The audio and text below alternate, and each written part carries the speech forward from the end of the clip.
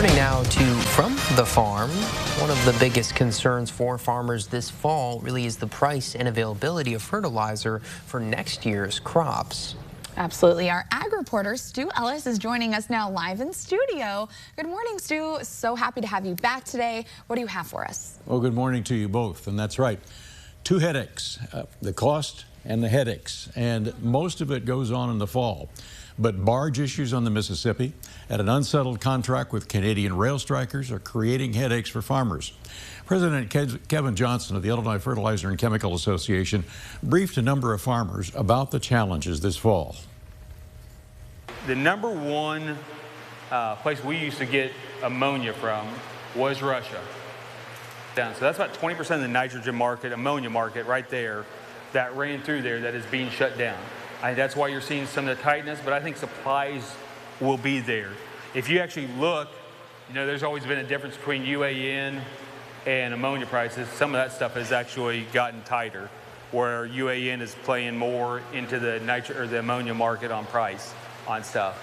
Potash, it all depends on one issue.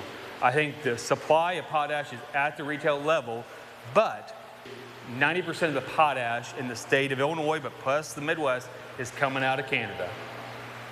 If there is a rail strike or a threat of a rail strike, that is going to play into it.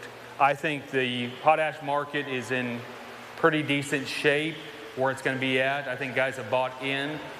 The only reason we see a difficulty is that later on in the season. If you haven't booked some potash now and we do have a rail strike, that's where I think the price plays into stuff right now. Phosphates is the ugly one. Phosphates are really playing right now, and it's where the price is at. It is pretty high. Other thing that's going on with the phosphate market is China is one of the largest producers of phosphates in the world. They usually export to the United States about 10 million tons of phosphates on an average, a 5-year average. They're going to pull that back to either 6 or 5 million tons of to phosphates. Just because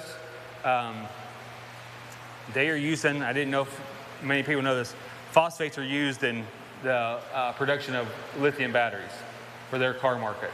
And they are seeing that grow, and that is taking a higher demand from them and paying a higher cost for those phosphates. The bottom line is book your fertilizer as soon as possible because supplies could be short.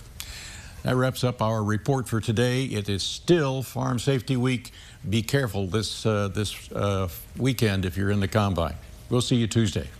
Stu, thank you so much for being here. Yes, we'll see you next week. Have a good weekend.